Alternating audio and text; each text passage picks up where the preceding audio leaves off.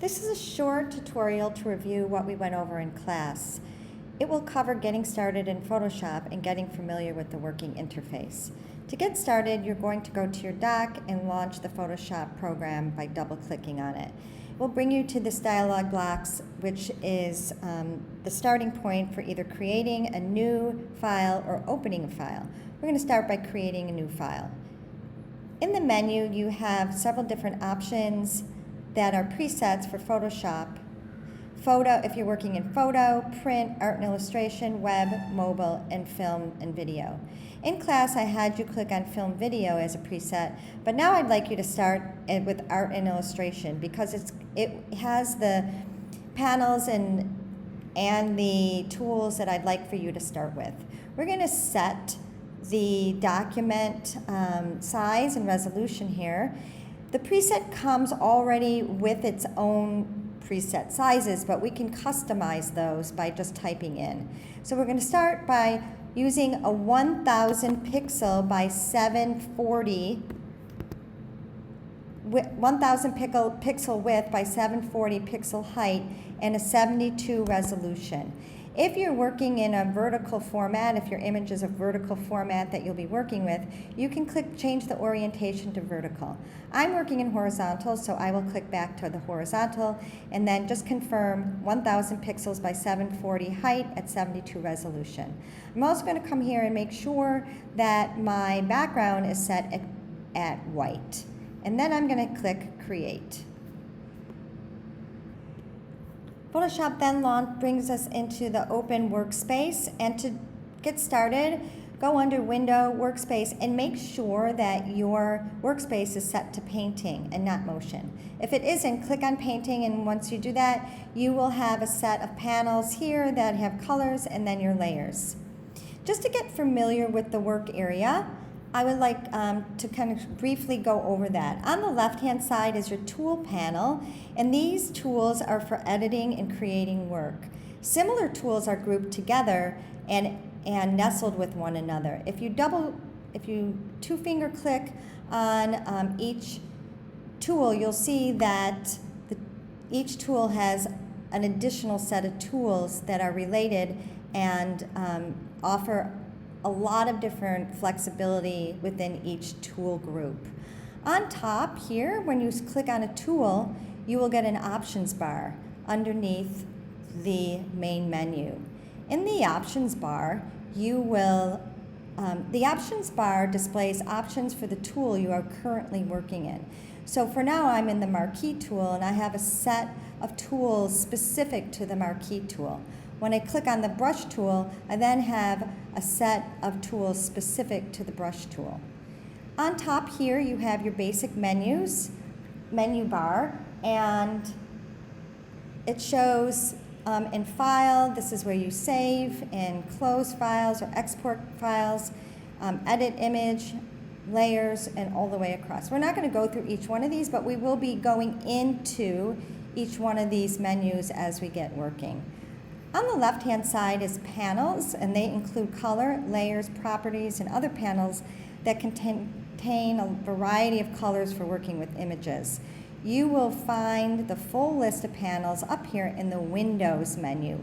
Right now, we have the Layers panel and the Swatches panel activated, and you can see that because they have check marks.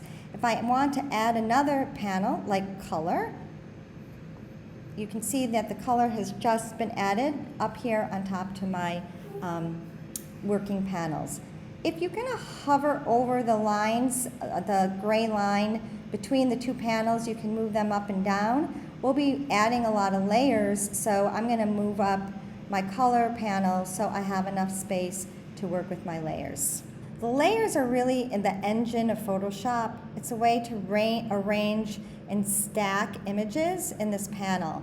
So layers contain images, text, objects that make up a layered file, and you can edit them and move them in any kind of way that you want based on how many layers are in your layer panel.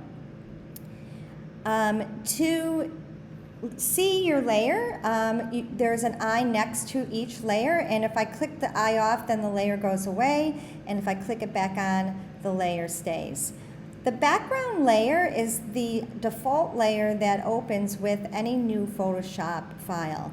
It has limitations because it's locked. Usually the color or your background color is the background layer. If you want to unlock this and move this panel, you can click unlock and then it becomes a layer itself. I'm going to Command Z that because I want to maintain that as my background layer. To add additional layers to the layer panel, there's a plus sign down here with a little box, and this is your add layer tool to add additional layers. Or you can go into this flyout panel that is attached to the layer panel and click new layer.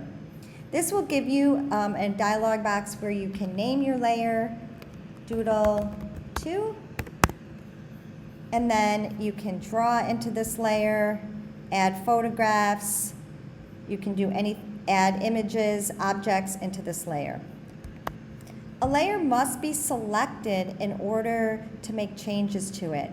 If you click on it, you can see there's like a little black outline and the overall width of this area is grayed out. I can move my layers around from up to down if I want to move Doodle below Doodle 2, below Doodle 1, and Doodle 1 above Doodle 2, but I can't move my background layer because it is locked. You can delete a layer by clicking on it and dragging it into the garbage, or you can click on it and just click your delete button, or you can go into this flyout menu and delete the layer.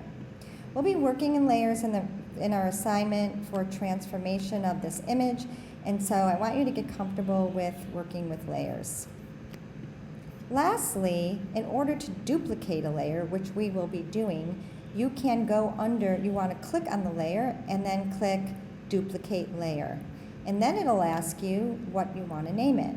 We're going to do these, we're going to name our doodles or our images in chronological order, so we're going to name it Doodle 2.